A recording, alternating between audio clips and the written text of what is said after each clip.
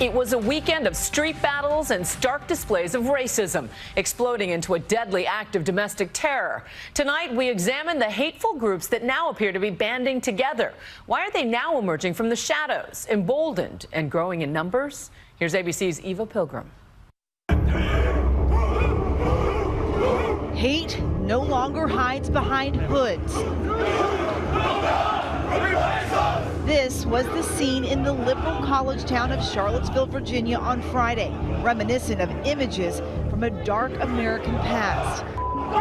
This is our town now! Hundreds of white nationalists from across the country descended upon the University of Virginia's campus ahead of a planned demonstration to protest the removal of the statue of Confederate General Robert E. Lee. White lives matter! White lives matter! They quickly clashed with counter-protesters, people from both sides ready to fight. It would be the start of a bloody 24 hours. Tonight, as division seemed wider than ever, President Trump returned to New York City. New York hates you! Donald Trump! The welcome? Anything but warm. Earlier today, the president spoke from the White House directly condemning hate groups for the first time since the events over the weekend. Racism is evil, and those who cause violence in its name are criminals and thugs, including the KKK, neo-Nazis, white supremacists, and other hate groups that are repugnant to everything we hold dear as Americans. But some, even in his own party, saying those words came too late about an incident that has become a new American flashpoint. Let it shine, let it shine, let it It's early Saturday morning in Charlottesville. On the one side, 26-year-old Matt Heimbach, one of the leaders of a white nationalist group preparing for today's Unite the Right demonstration, thought to be the largest gathering of white supremacists in the U.S. in decades, according to the Southern Poverty Law Center. We're here to stand for Robert E. Lee because they're removing the Robert E. Lee statue. We're here to say that we're here to defend our heritage. Shame on you! On the other side, no hate, no fear. White supremacists not welcome here. Daryl Lamont Jenkins, leader of the One Peoples Project. We are here today because a number of white supremacists decided to hold this massive rally, the third one that they've had in, I guess, as many months. It's supposed to be one of the larger ones. Jenkins' organization monitors and publishes information about alleged racist and supremacist groups. Is this guy wearing a Hitler shirt? Yes, he is. I'm just going to take a picture of him. Support the courageous posters. Why do you videotape them? Because people need to know who they are. His group has joined with many others to counter the white supremacist message. The same spirit of hate. People like Matt Heimbach see it differently. We're doing the Lord's work. What is there to be nervous about if you're doing the Lord's work? Nightline co-anchor Byron Pitts first met Heimbach 3 years ago. He's a young man who, back then, had been called the future of the white supremacist movement by someone who ought to know.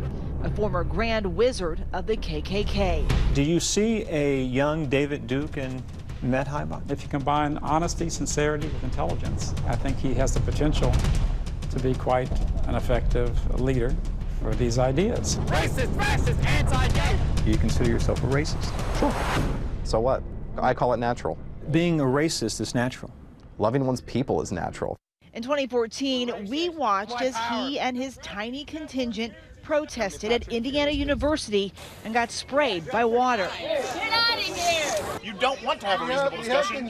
You want to come and you want to piss people off.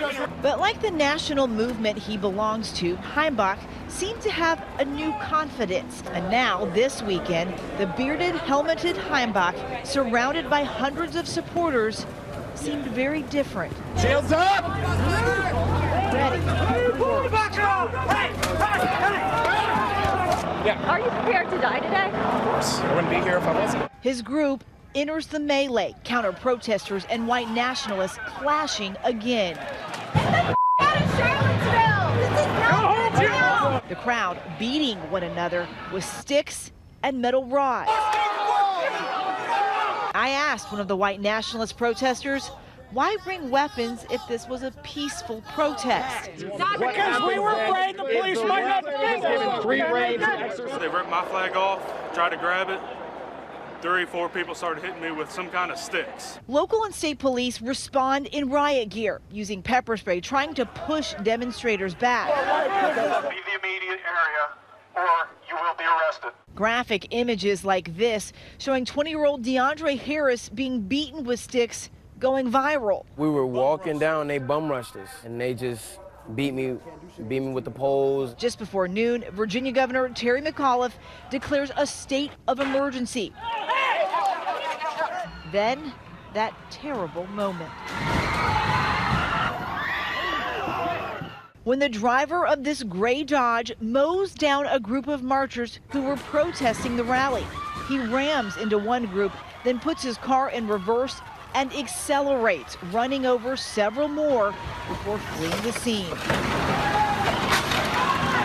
car just plowed through hundreds of people downtown Charlottesville.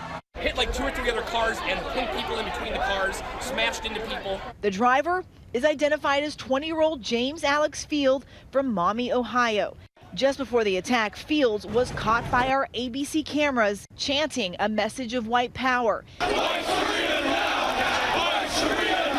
19 people were injured. 32-year-old Heather Heyer was killed. Heather's mother told us her daughter was there protesting white supremacy. I'm extremely proud that she stood for what she believed in. She gave soul to it, and now she's given her life to it. Shortly after, a Virginia State Police helicopter monitoring the rally crashed outside Charlottesville, killing 2. Fields was arrested and faces several charges, including second-degree murder. He has not yet entered a plea. The Justice Department and FBI are also opening a civil rights investigation into the incident. This is a case that's very, very high profile. Mr. Sessions has made it really, really clear that he is going to be tough on crime, and I expect him to carry it through.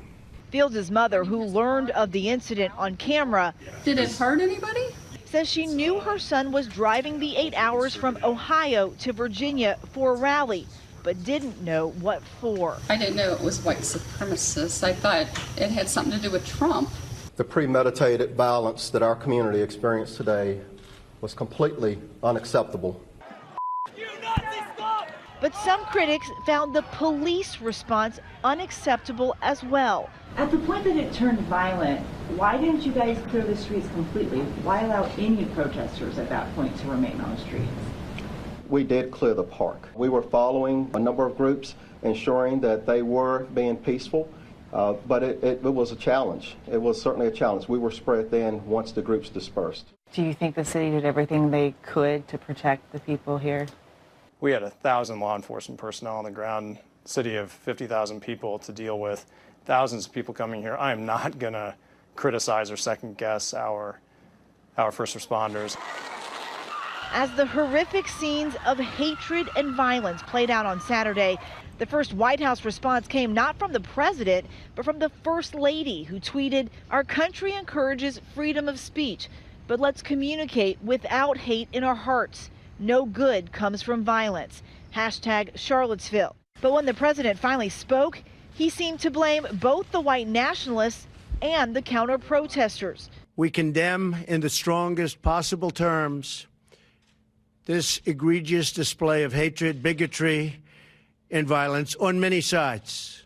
On many sides. When the president failed to condemn neo-Nazis and white supremacists by name originally, the white supremacist felt as if he had given them a pass. His response drawing criticism even from members of his own party. Republican Senator Cory Gardner tweeted, "Mr. President, we must call evil by its name. These were white supremacists, and this was domestic terrorism." Reporters pushing the president even further. Mr. President, do you want the support of these white nationalist groups who say they support you, Mr. President? Have you denounced them strongly enough?